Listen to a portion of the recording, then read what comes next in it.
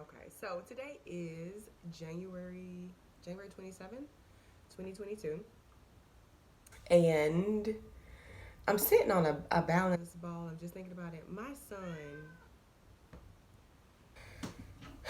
My son, he's 4 years old, and I have this balance ball that he really likes, and so like I had put it away, and then I, was having put away in my closet for a few months. I brought it back out. I inflated it.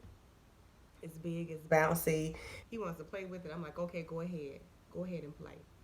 And then I go in his room, and the ball looking all deflated. This is a few days after he's had it in his room, and I'm like, well, why is the ball deflated? And he was like, I stuck a thumbtack in it. Sabotage. He sabotaged me. So that's why now, like, I I cannot I cannot believe he did that. Anyway, so now I'm just sitting on a small ball. That's what she said. All right, so it's January 27, 2022. I had COVID. I did not announce it on Twitter. People who be announcing COVID on Twitter and getting all upset when they get COVID at this stage of the game, I'm like, baby, the people done told us that we gonna get it. And I know it's frustrating, but like at a certain point, it's like, damn. For the people who are really vulnerable, I certainly encourage them to do whatever they can to protect themselves. But my son was, I'm pretty sure he got COVID from class, from his pre-K class. I kind of think it was his teacher. He was looking sickly by the eyes one of them days, and I was like, "Is this motherfucker sick?" I wasn't sure, but I sent my child on anyway. Um, and within a couple of days, his whole class was quarantined, and then he tested positive for COVID. So that's what happened. And then my husband tested positive for COVID, and then I tested positive for COVID. And when I took we took rapid tests. So when I took my rapid test, I I was like, I don't understand how I don't have COVID. Like, my son with me all the time. Not all the time, but he's with me most of the time. And if my husband has COVID, I suspected that he got COVID from my son. And my husband isn't with my son as much. So I was like, I probably got some of it.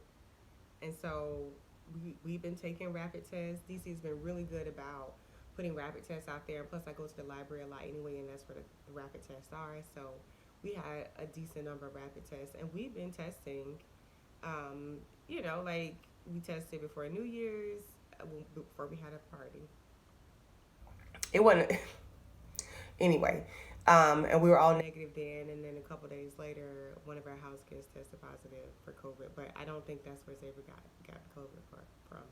Anyway, what I was gonna say was, when I took my COVID test, my rapid test, the line was really faint, and it was even faint after I swabbed my throat. So I swabbed my throat and my nostrils, and then I still had a faint COVID line. So I just don't think, I had a breakthrough. We don't call it breakthrough. Like, I'm triple vaxxed, okay? I got my booster and everything. But I still got COVID, but I didn't have any symptoms. I never developed any symptoms. Like, I just never developed any COVID symptoms. Whereas my husband and my son did. So anyway, the DC folk called me today and said I was out of isolation. I was just like, baby, I was following the CDC guidance anyway, which said if you're asymptomatic, baby, you can leave isolation after 5 days. If I recall correctly, they always change it. But even still, it wasn't like I was up in anybody's face, because that's just now, like, after 2 years of this, I just don't want people breath on me. Even my son, I'd be like, boy, you better get your breath out my face. Get your breath out my face. Give me some distance. Okay, even if it ain't 6 feet, I don't want to feel your breath on my face. On the skin on my face, I don't want your breath. I don't want to feel it. You too close. You too close. If I can feel air coming out your body, hitting my face, it's too close. This goddamn cat. Anyway, um, moving on from that, back to this black woman, whoever she may be, getting nominated and ultimately sitting on that Supreme Court. Back to that topic. I'm gonna need the Democrats not to play around with this because there are only 50 Democrats in the Senate, and we already know what the Republicans are capable of when it comes to stalling, blocking legislation. We know what they're capable of. They will filibuster until the end.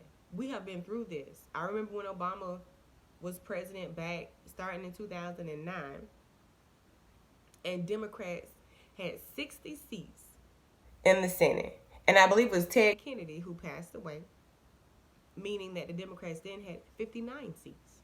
And that is when the Republicans decided that everything required 60 votes.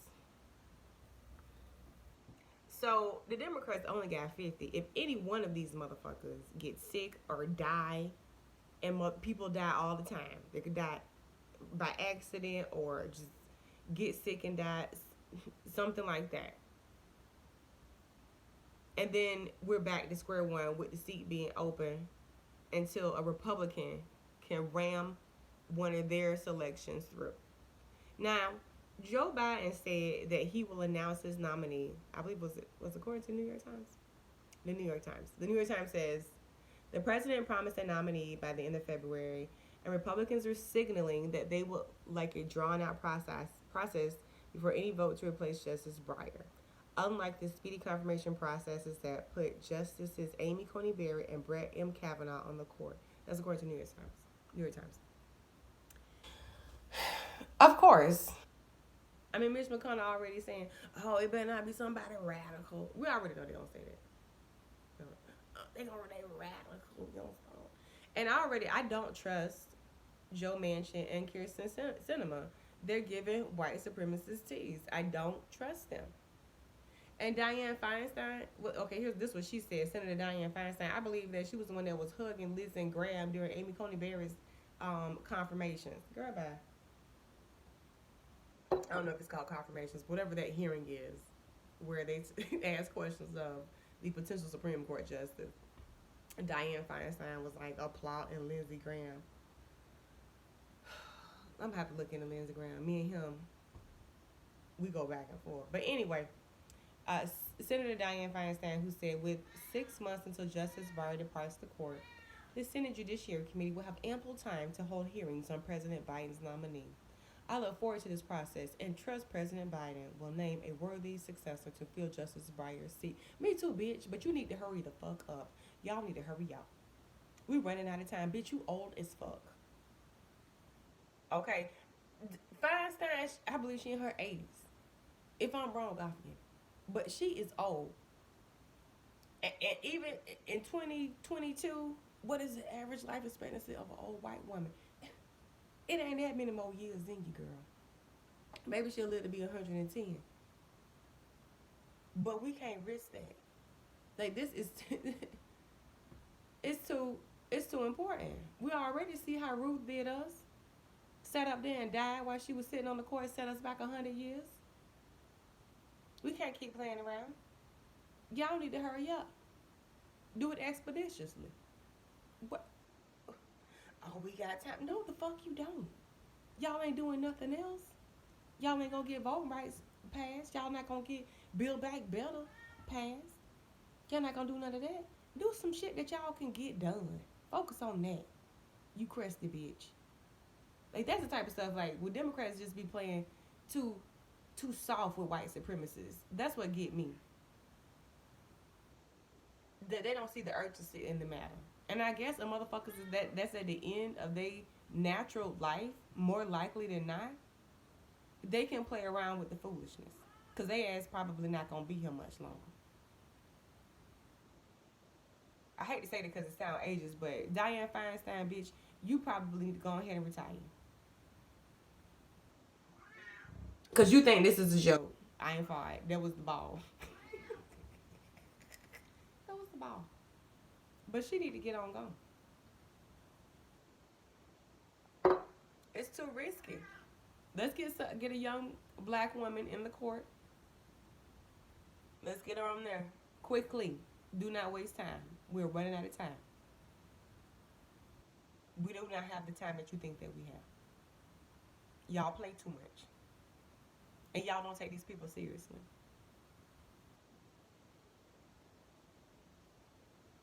Anyway, that's what I have to say for today. January 27th, 2022. Bye.